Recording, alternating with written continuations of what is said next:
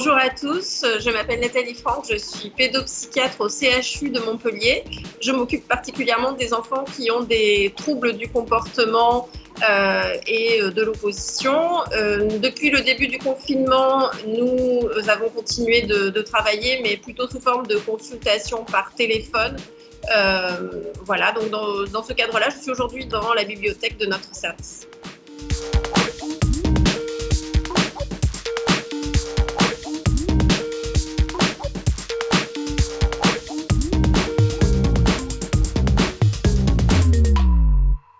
Alors, c'est une grande question que nous posent beaucoup les parents et c'est vrai que les premiers jours, on a vu beaucoup de familles qui essayaient coûte que coûte de garder le même rythme pour leurs enfants, les lever à la même heure, leur faire faire du travail le matin, limiter les écrans comme en période scolaire habituelle, etc.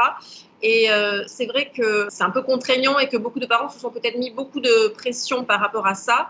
On est dans une période très spéciale et voire exceptionnelle et je crois qu'il ne faut pas hésiter à relâcher un peu le cadre parce que sinon ça peut être évidemment plus compliqué à tenir.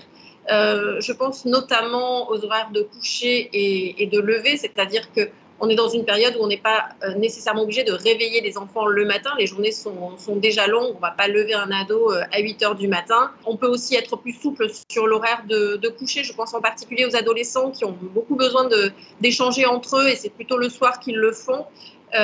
Par les réseaux sociaux, par leur téléphone évidemment. Et je pense que c'est un temps important pour eux, donc on ne peut pas leur demander non plus d'arrêter toute activité en soirée. Donc je crois qu'il faut quand même s'adapter, c'est une période exceptionnelle, donc on a le droit de relâcher les choses à la fois sur les horaires de sommeil, parce que ça permet aussi d'être plus à l'écoute de son propre rythme, et aussi sur les temps d'écran, parce qu'il n'y a quand même pas grand-chose d'autre à faire en ce moment. Nous-mêmes, on est quand même plus amenés à y passer du temps, et nos enfants et adolescents ont aussi besoin, et ce sont des choses qu'ils apprécient. Donc je crois qu'il ne faut pas se mettre d'exigences trop fortes et qu'il faut discuter avec eux. Tout ce qui va être un peu sur le mode du contrat, d'après toi, à quelle heure tu pourrais te lever, combien de temps par jour d'écran te semblerait raisonnable.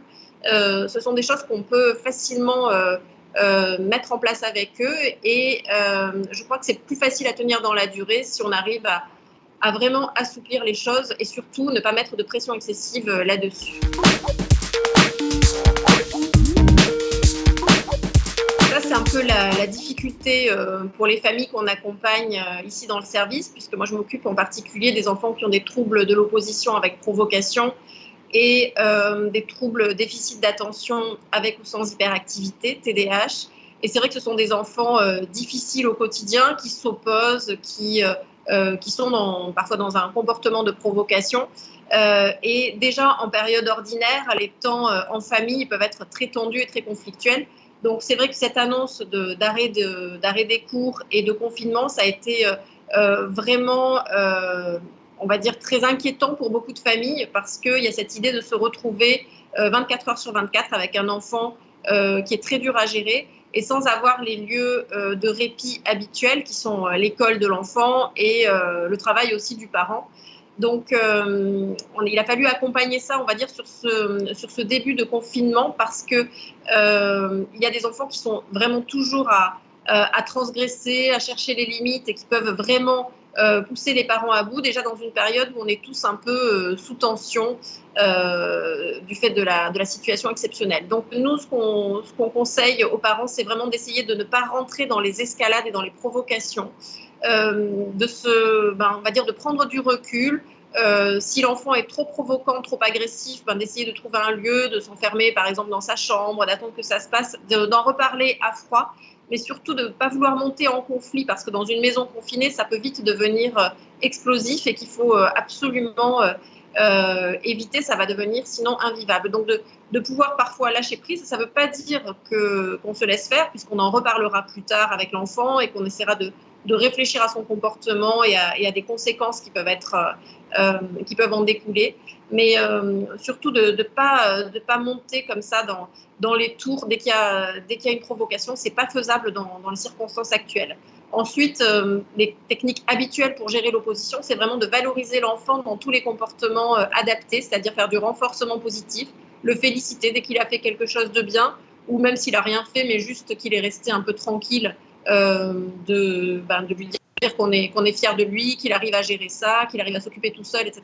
Ça, évidemment, c'est ce qui marche habituellement, mais encore plus en cette période, d'être très attentif aux efforts des enfants, parce que il ne faut pas oublier que pour eux aussi, c'est une période stressante et que donc, il faut, en tant qu'adultes, les féliciter de leurs efforts dans cette période compliquée.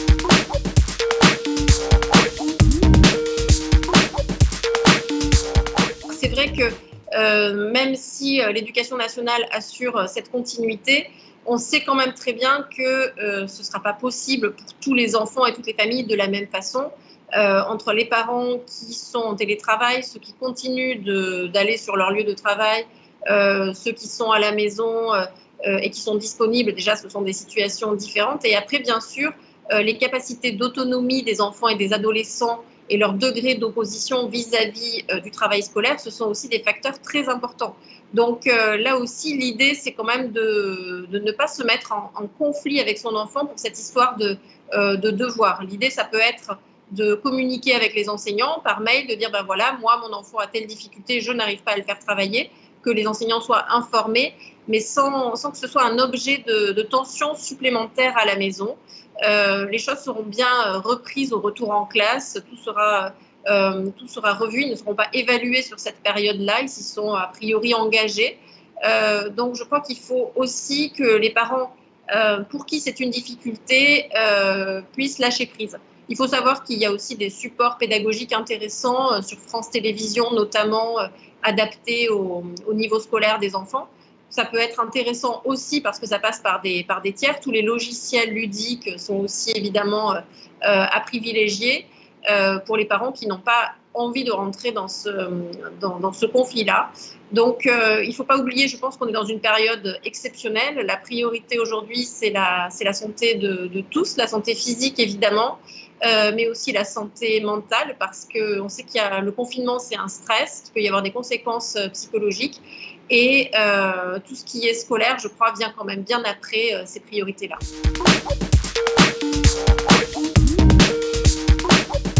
L'idée forte, c'est de dire aux familles que là, il faut qu'ils prennent les choses comme une équipe, en fait. C'est-à-dire que la famille doit jouer collectif, faire équipe. Et on se dit bien que finalement, il n'y a pas d'autre choix que de rester à l'intérieur et qu'il va falloir trouver des stratégies pour y parvenir. Et ce qui est intéressant, c'est de communiquer là-dessus avec les enfants, même petits, mais les adolescents évidemment aussi, pour leur dire, voilà où on en est, quelles sont tes idées pour justement tenir en famille le confinement. Est-ce qu'il y a des choses, d'après toi, qui peuvent être agréables, qu'on pourrait faire tous ensemble, qui pourraient un peu animer nos journées? Qu'est-ce que tu aimerais, toi? Comment tu vois les choses? Je pense que de les mettre dans une position d'acteur, c'est positif. Ça va les faire investir mieux leurs idées, leurs projets.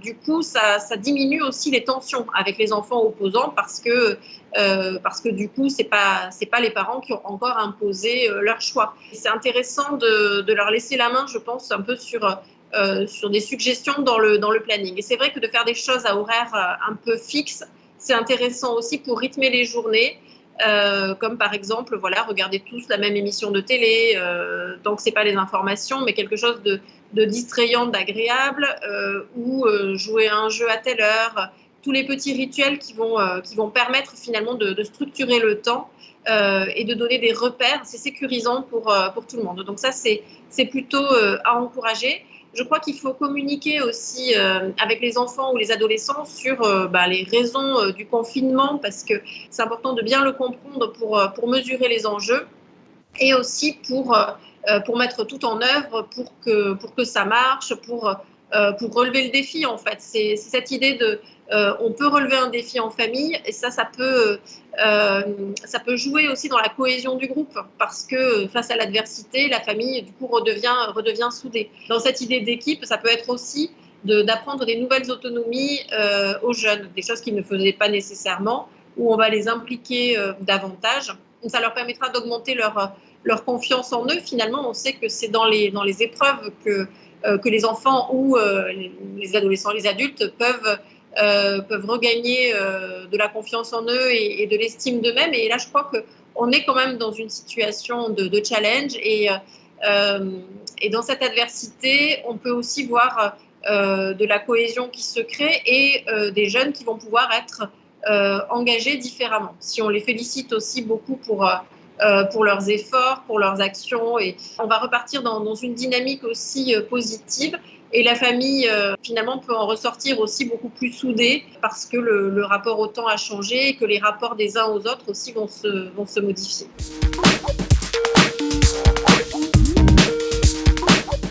Prenez soin de vous. Ne vous culpabilisez pas si vous n'arrivez pas à faire tout ce que vous auriez voulu faire pour votre enfant. L'essentiel, c'est votre sécurité affective en ce moment et c'est ça qui va être déterminant de rester en bonne entente familiale. C'est pas la peine de se prendre la tête sur des choses d'habitude. On va dire on est dans une période exceptionnelle et il faut vraiment lâcher prise et se préserver.